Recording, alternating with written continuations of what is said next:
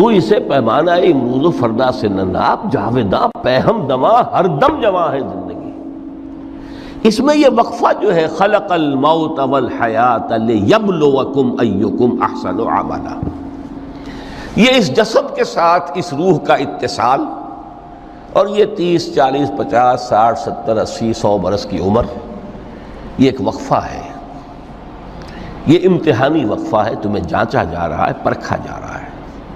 ایکم احسن عملا، اس کو بھی اقبال نے اسی نظم میں خوب بیان کیا ہے کہ قلزم ہستی سے تو ابھرا ہے مانند حباب، اس نیا خانے میں تیرا امتحان ہے زندگی۔ اب اگر تو دو چیزیں انسان پر واضح رہیں، اور نہ صرف واضح رہیں، مستحضر رہیں۔ واضح تو ہو جاتی ہے ایک چیز، پھر آدمی بھول جاتا ہے تو کوئی فائدہ نہیں دیتا اس کے۔ مستحضر ایک یہ کہ اصل زندگی آخرت کی زندگی ہے، طویل ہے۔ بل توسرون الحیات الدنیا والآخرۃ خیر وابقیٰ، کلا بل تحبون العاجلہ وتذرون الآخرہ، تم اس عاجلہ کو پسند کرتے ہو، اس دنیا کی زندگی کو تم ترجیح دیتے ہو، جبکہ آخرت ہے جو باقی رہنے والی ہے، ابدی۔ اگر تو یہ معلوم ہو، جیسا کہ سورہ عنکبوت کی آیت کے حوالے سے میں نے آپ کو آیت سنائی کہ وَمَا هَذِهِ الْحَيَاةُ الدُّنْيَا إِلَّا لَهْوٌ وَلَعِبٌ وَإِنَّ الدَّارَ الْآخِرَةَ لَهِيَ الْحَيَوَانُ لَوْ كَانُوا يَعْلَمُونَ، اصل زندگی جو ہے وہ آخرت کی زندگی ہے، کاش کہ انہیں معلوم ہوتا۔ ایک حقیقت تو یہ معلوم ہو اور مستحضر رہے کہ اصل زندگی آخرت کی زندگی ہے، اور دوسری حقیقت یہ کہ یہ دنیا کی زندگی ایک امتحانی وقفہ ہے۔ قلزم ہستی سے تو ابھرا ہے مانند حباب، اس نیا خانے میں تیرا امتحان ہے زندگی۔ یہ مستحضر رہے تو اس کا نتیجہ کیا نکلے گا؟ انسان دنیا پرست نہیں بنے گا۔ متاع ہے دنیا، برتنے کی چیز ہے۔ وما هذه الحیاۃ الدنیا الا متاع، برتنے کی چیز ہے، برتو اسے۔ اب میں یہاں آپ کو کچھ حدیثیں بھی سنا دینا چاہتا ہوں۔ ایک حدیث میں حضور نے عجیب نقشہ کھینچا ہے، مالی ولی دنیا، لوگوں مجھے تمہاری اس دنیا سے کیا سروکار، انما مثلی کراکب استظل تحت شجرۃ ثم راح فترکھا، میری مثال تو اس سوار کسی ہے جو تھوڑی دیر کے لیے کسی درخت کے سائے میں سستانے کے لیے رک جاتا ہے۔ وہ اس درخت کو اپنی منزل نہیں سمجھتا، اپنا گھر نہیں سمجھتا، تھوڑی دیر کا سستانا ہے، پھر وہ اس درخت کو خیر بات کہتا ہے، اپنا راستہ لیتا ہے، اپنی منزل کی طرف رواں ہو جاتا ہے۔ بس اتنا تعلق، منزل یاد رہے۔ چنانچہ ایک دوسری بڑی پیاری حدیث ہے، بہت مختصر بھی ہے، انما الدنیا خلقت لکم وانتم خلقتم للآخرہ، دیکھو یہ دنیا تمہارے لیے بنائی گئی ہے۔ خلق لکم ما فی السماوات و ما فی الارض، قرآن مجید کہتا ہے۔ اس لیے میں نے کہا تھا خلافت ہمیں دینی تھی تو سب کچھ ہمارے لیے بنایا گیا نا،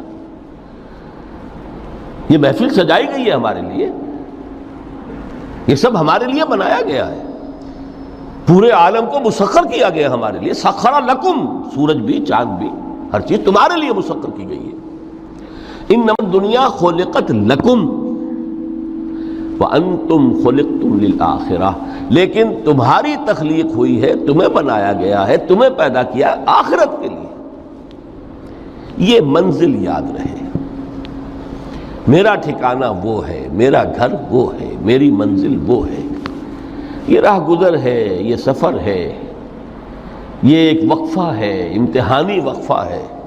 خلق الموت والحیات لیبلوکم ایکم احسن عملا۔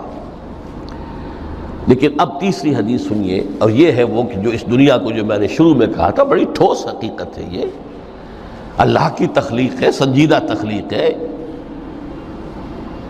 ہم نے کوئی کھیل کود کے لیے تو نہیں بنایا ہے۔ ربنا ما خلقت ھذا باطلا، حضور فرماتے ہیں الدنیا مزرعۃ الآخرہ، دنیا آخرت کی کھیتی ہے۔ یہاں بوؤ گے تو وہاں کاٹو گے، یہاں بوؤ گے نہیں تو کاٹو گے کیا خاک؟ اس اعتبار سے غور کیجئے، یہ دنیا اور حیات دنیاوی کا ایک ایک لمحہ ایک بڑی عظیم حقیقت بن کر سامنے آتا ہے۔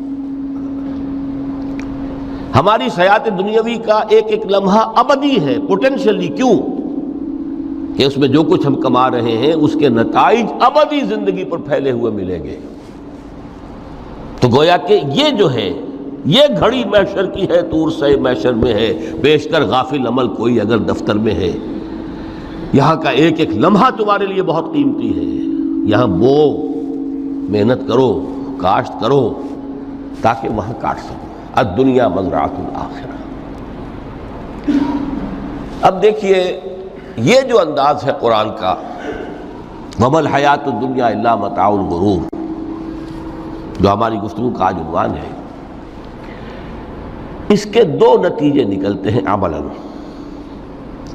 ایک نتیجہ جو صحیح ہے، جو قرآن نکالنا چاہتا ہے، جس کی طرف اسلام رہنمائی کرتا ہے۔ ایک ہے بالکل منفی نتیجہ جس کی اسلام نفی کرتا ہے۔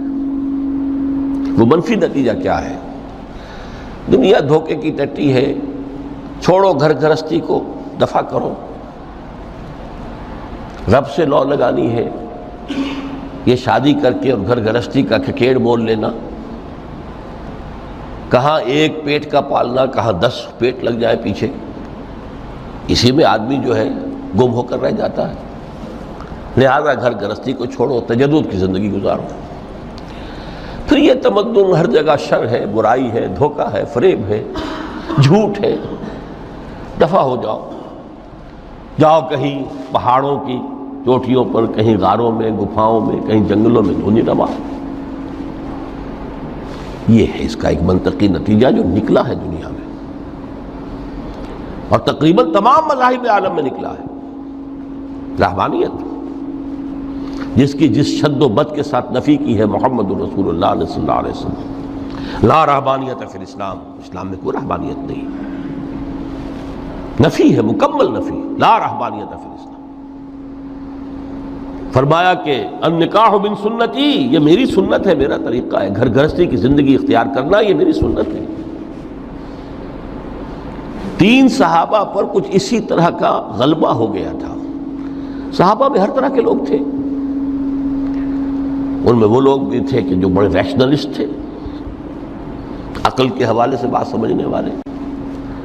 حضرت عمر کو ہم کہہ سکتے ہیں کہ سر خیل تھے ان کے، رضی اللہ تعالیٰ عنہ۔ کچھ درویش منش لوگ بھی تھے، کچھ پر یہ تقویٰ کا اور درویشی کا بہت زیادہ غلبہ ہو گیا تھا، مغلوب الحال ہم انہیں کہہ سکتے ہیں۔ حضرت عبداللہ ابن عمرو بن العاص رضی اللہ تعالیٰ عنہما، ایک عجیب سائملٹینیس کنٹراسٹ ہے باپ اور بیٹے میں۔ عمرو بن العاص بہت بڑے سیاستدان، مدبر، عرب نے چوٹی کے جو 3 سیاستدان پیدا کیے ان میں سے ایک عمرو بن العاص ہے، واریر، کانکرر، سیاستدان۔ لیکن عبداللہ ابن عمرو بن العاص بالکل درویش، روزانہ روزہ ساری رات کھڑے ہیں، نہ بیوی سے کوئی سروکار، نہ کسی سے کوئی سروکار۔ حضور کو اطلاع ملی، بلا لیا، جواب طلبی ہو گئی، یا عبداللہ اولم اخبر انک تصوم الدہر وتقوم اللیل، اے عبداللہ مجھے یہ خبر دی گئی ہے تم ساری رات کھڑے رہتے ہو، روزانہ روزہ رکھتے ہو، کیا کہتے ہیں؟ جی حضور ایسا تو ہے۔ لا تفعل، مت کرو ہرگز۔ فإن لنفسك عليك حقا وإن لزوجك عليك حقا وإن لزورك عليك حقا، دیکھو تم پر تمہارے اس جسم کا اور نفس کا بھی حق ہے، اسے آرام بھی دو، اس کی ضروریات بھی پوری کرو، اس کی دیکھ بھال بھی کرو، یہ بھی تمہارے پاس امانت ہے اللہ کی۔ پھر تم پر تمہاری بیوی کا حق ہے۔ کسی صحابی نے دیکھا تھا حضرت عبداللہ ابن عمرو بن العاص کی بیوی کو کہ وہ بالکل جیسے کہ میلی کچیلی حالت میں تھی۔ پوچھا یہ کیا حال بنا رکھا؟ ان کا کہ آپ کے دوست کو تو کوئی غرض ہے ہی نہیں سرے سے. ظاہر بات ہے کہ مسلمان بیوی اور کس کے لیے وہ سنگھار کرے گی جب شوہر ہی کو کوئی دلچسپی نہ ہو، اس سے غرض ہی نہ ہو. لا تفعل. رات کو سو بھی دیکھو مجھے، میں رات کو سوتا بھی ہوں، نماز پڑھتا بھی ہوں، میں روزے رکھتا بھی ہوں، ناغے بھی کرتا ہوں. دیکھو زیادہ سے زیادہ ہفتے میں دو دن روزے رکھ لیا کرو کہ حضور مجھے اور تھوڑی سی اجازت. اچھا ایک دن ناغا، ایک دن روزہ، صوم داؤد، اس سے آگے کی اجازت نہیں. اسی طرح 3 حضرات سراسراہت آتا ہے حدیث میں، بخاری شریف کی روایت ہے، ان پر بھی کوئی ایسا ہی غلبہ ہوا رحمانیت کا اور ترک دنیا کا. انہوں نے آ کے ازواج مطہرات سے معلوم کیا آپ کتنی رات نماز پڑھتے ہیں، کتنا دو سوتے ہیں، مہینے میں کتنے آپ روزے رکھتے ہیں نفلی. انہوں نے کوئی وہاں تو کھلی کتاب تھی سیرت محمدی صلی اللہ علیہ وسلم، جو کچھ تھی حقیقت بیان کر. اب دیکھیے ایک عجیب ذہنیت، انہوں نے دیکھا کہ یہ تو کم ہے، ان کے اندازے کے اعتبار سے تو بہت کم ہے، لیکن یہ کہ اپنے آپ کو ذرا تسلی، حضور کی تو کوئی ضرورت نہیں ہے، آپ تو معصوم ہیں، آپ کیسے کوئی گناہ نہیں ہوا، کوئی خطا نہیں ہوئی، آپ کے لیے تو یہ اتنی عبادت ہمارے لیے تو کافی نہیں ہے، ہم تو گناہ گار ہیں. ایک نے عہد کیا کہ میں کبھی نہیں سوؤں گا، رات بھر کھڑا رہوں گا. دوسرے نے کہا کبھی ناغا نہیں کروں گا، ہر روز روزہ رکھوں گا. تیسرے نے کہا میں شادی بیاہ کے کھکیڑ میں پڑوں گا نہیں. حضور کو اطلاع مل گئی، طلب فرمایا، ڈانٹا آپ نے، آپ لوگوں نے یہ کہا ہے؟ جی ہاں ہم نے کہا تو ہے. واللہ، خدا کی قسم، میں تم میں سب سے بڑھ کر متقی ہوں، لیکن میں رات کو سوتا بھی ہوں اور نماز بھی پڑھتا ہوں، روزے رکھتا بھی ہوں، ناغے بھی کرتا ہوں. میری گھر گرستی کی زندگی ہے، میری بیویاں ہیں. من رغب عن سنتی فلیس منی، یہ ٹکڑا جو جوڑ دیا جاتا ہے نکاح کے خطبے میں اس حدیث کے ٹکڑے کے ساتھ، یہ 2 علیحدہ حدیث ہے بالکل. النکاح من سنتی، اور یہ ٹکڑا اس طویل حدیث کا ہے، من رغب عن سنتی فلیس منی، جو میری سنت کو پسند نہیں کرتا پھر اس کا مجھ سے کوئی تعلق نہیں. یہ تو میں نے احادیث کے حوالے سے آپ کو وہ جو منفی طرز عمل، گریز، دنیا سے تعلق منقطع کرنا، پسپائی، گریز، فرار، اور اس کا نتیجہ کیا نکلتا ہے کہ دنیا پھر شریروں کے لیے رہ گئی، کھیلیں کودیں عیش کریں. جو سلیم الفطرت نیک لوگ تھے وہ تو گئے، لہذا ان کو اب کوئی روک ٹوک کرنے والا ہی نہیں، کوئی پوچھنے تاشنے والا نہیں. ظالم جو چاہے ظلم کرے اور جس طرح چاہے شریر جو ہے شرارتیں کرے. قرآن مجید میں سورہ حدید اس اعتبار سے نہایت عظیم صورت ہے، نہایت عظیم صورت ہے کہ وہاں یہ آیت بھی بہت ہی شاندار انداز میں آئی ہے، متاع الغرور والی، خاصی طویل آیت بن کر آئی ہے. اور جیسا کہ میں نے عرض کیا 4 جگہ تو حیات دنیاوی کو کہا گیا ہے صرف لہو و لعب یا لعب و لہو، لیکن یہاں جو ہے آیت نمبر 20، اعلموا انما الحیات الدنیا لعب و لہو و زینت و تفاخر بینکم و تکاثر فی الاموال والاولاد. 5 الفاظ کے حوالے سے اس حیات دنیاوی کے کچھ حقائق بیان کیے گئے. عام طور پر سرسری طور پر لوگ گزر گئے ہیں. محاورتاً جب بھی آتا ہے معاملہ لہو و لعب، لعب و لہو، وہ تو 4 جگہ ہے، یہاں 3 الفاظ مزید آئے ہیں، اور ترکیب کیا؟ پہلے لعب ہے پھر لہو ہے. سورہ عنکبوت میں لہو و لعب یہ در حقیقت ایک طرح سے محاورے کی شکل اختیار کر گیا، تماشا اور کھیل، لیکن نہیں، یہاں ترتیب کچھ اور ہے. اس پر اگر آپ غور کریں گے تو یہ ایک عجیب سا نقشہ سامنے آتا ہے. حیات دنیاوی کے 5 ادوار، جن میں سے ہر دور میں ایک شے انتہائی اہم ہوتی ہے، توجہ کا مرکز بنی ہوتی ہے.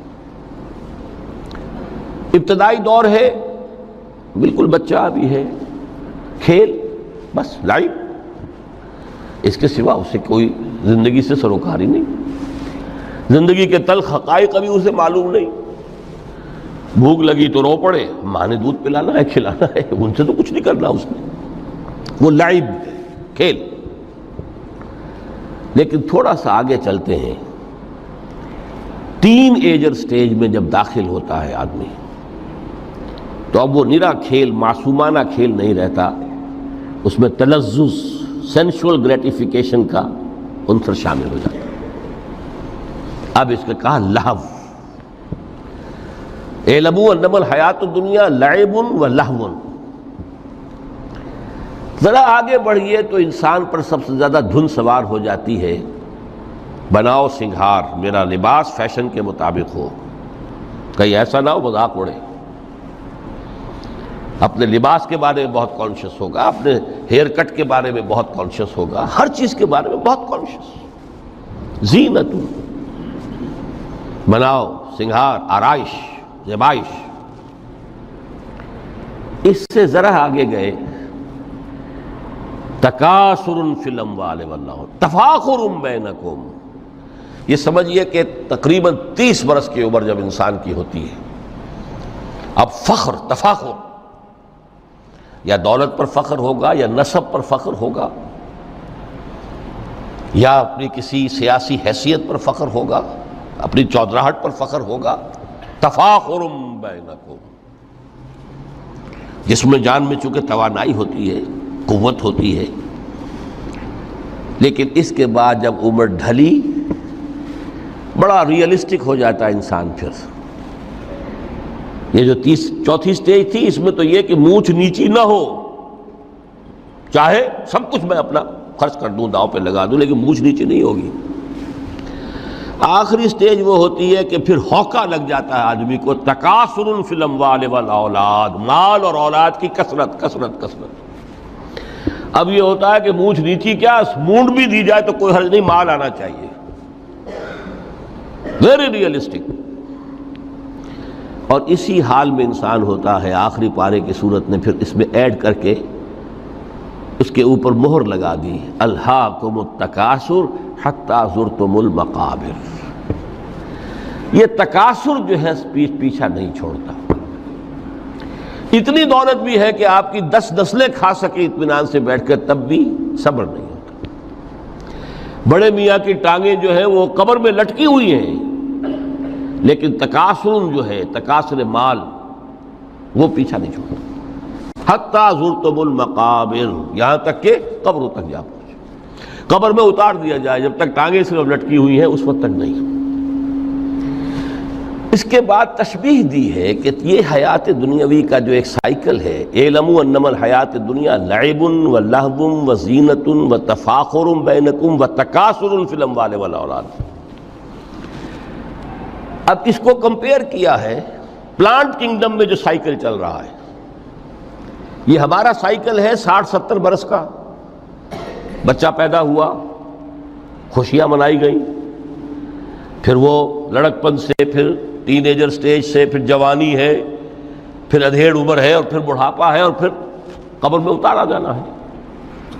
لیکن یہ کہ پلانٹ کنگڈم میں سائیکل چلتی ہے، کمثل غیث اعجب الکفار نباتہ ثم یہیج فتراہ مصفرا ثم یکون حطاما۔ یہ 4 سٹیج ہیں۔ جیسے بارش برستی ہے تو سبزہ نمودار ہوتا ہے، اور کاشتکار کو بڑا اچھا لگتا ہے، اس نے بیج بویا تھا، اس نے محنت کی تھی، اس نے ہل چلایا تھا، اعجب الکفار نباتہ، اس کو بہت اچھا لگتا ہے، دل باغ باغ ہو جاتا ہے۔ جیسے آپ کے ہاں بیٹا ہوا، پوتا ہوا، خوشیاں مناتے ہیں آپ۔ کمثل غیث اعجب الکفار نباتہ ثم یہیج، پھر وہ فصل اپنی پوری قوت کو پہنچتی، فصل لہرا رہی ہے، فتراہ مصفرا، پھر وہ زرد ہو جاتی ہے، وہ ہریاول اب ختم ہوئی، اب فصل پک گئی ہے، اب وہ زردی پر آ گئی ہے۔ ثم یکون حطاما، پھر وقت آتا ہے، اگر وہ خضرو گھاس ہے تو پھر وہ چورا چورا ہو کر پھر وہ مٹی میں مل جاتی ہے، اور اگر فصل ہے تو کھیتی کٹ گئی، اس کے بعد کیا رہ گیا وہاں، وہ چورا ہی رہ جاتا ہے باقی۔ یہ لائف کا سائیکل چل رہا ہے، 3 مہینے کا ہو، 4 مہینے کا ہو، یہ ہے پلانٹ کنگڈم کا، وہ ہے سائیکل انسانی زندگی۔